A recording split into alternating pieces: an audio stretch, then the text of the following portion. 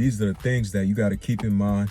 If you got a Ram 1500, you should at least suspect these things to wear out. I'm going to be sharing with you guys right now in this video.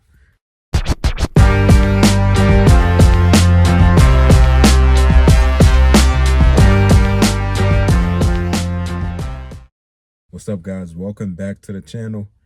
Happy Tuesday. We got a nice, beautiful day today here in PA, and surprisingly, it's 50 degrees. Not too cold, not too hot. And, you know, I can't really complain about that. I'll take that any day. I'm not really of a cold person, but I'm going to be sharing with you guys the 5 most common Ram 1500. If you got a Ram 1500, or most common parts on your Ram 1500 that wears out quick. And I want you to be able to keep in mind, if you a new Ram owner or if you got an old Ram owner, you probably know exactly what I'm gonna be, probably some of the things on here I'm going to be talking about. So if you're a new Ram owner, that's good. This is something that could definitely keep you on the lookout and help you out. And it's always to be ready, you know, than for you to not be ready with something when you experience some kind of problem with your car and stuff like that, or just so you can be able to check these things and stuff whenever. But I want to say I definitely appreciate those who've been watching this video, my upload. Been uploading every day consistently, and that is just not easy, but definitely get in there, man. I definitely appreciate your support. If you haven't already, subscribe to the channel. Definitely subscribe to the channel if you're a Mopar fan or you like these Hemi Ram. So I'm going to be sharing with you guys right now my key points about common Ram 1500 item you need to be keeping on the lookout that's going to be wearing out, that could possibly be worn out right now on your car, on your truck, that you might not know about. So the most common thing for me, number one, is going to be exhaust manifold gasket.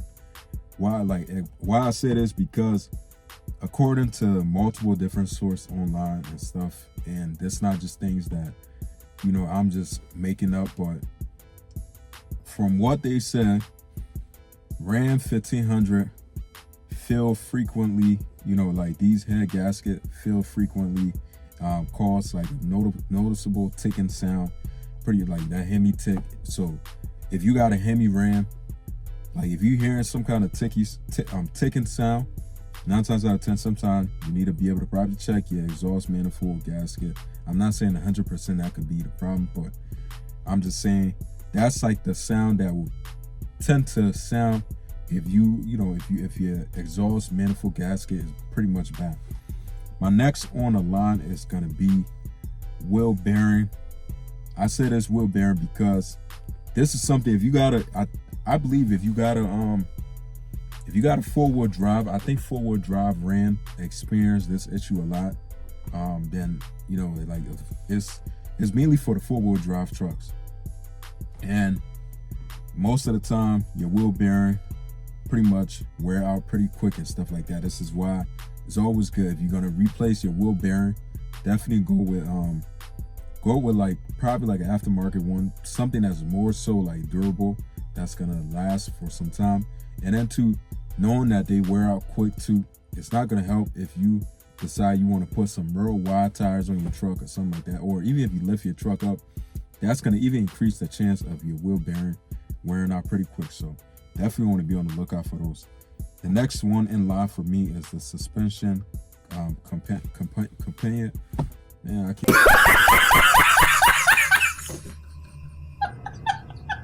even say that word, man. But stuff like you want to be able to check for your suspension companion is, you want to be able to check your sway bar link, your ball joint, pretty much like stuff like that are common parts that need to be replaced over time. I'm not saying that majority of the time, every time you need to replace them, but over time, as in probably like a year or two, something like that. Depends though, it all depends. Honestly, it depends on how you go about using your vehicle too.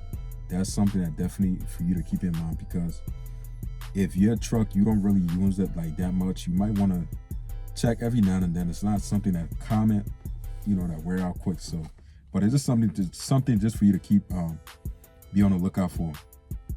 The next one, I heard this a lot, This is where really a lot of people like mess the name up for Ram 1500 trucks, because I feel like they always talking about the transmission issue. Like, now I agree with the transmission issue, but with me, honestly, over the past couple years, it's my third Ram 1500 truck I own. I haven't come across, thank God, you know, I haven't experienced that issue. What? And this does not mean just because you have a Ram 1500, you're gonna have that issue. This is only for like certain models and stuff like that. Some of the issue that people complain about, say, is hard shifting, transmission slipping, stuff like that, going in the gear, getting stuck in the gear. But there is models out there Ram 1500 that you really need to keep in mind that most of the time is not really good brand. I mean, good models. It tells you that though, for you to stay away from, and you shouldn't really be buying those models because they known for having that issue. My next is, this one is the most common to a lot of people tend to have, even if you got a brand new Ram or if you got an older Ram, high mileage, stuff like that. Most of the time, some people experience it. So this one is the cam lifter failure. This is the most common problem a lot of Hemi Ram tend to experience.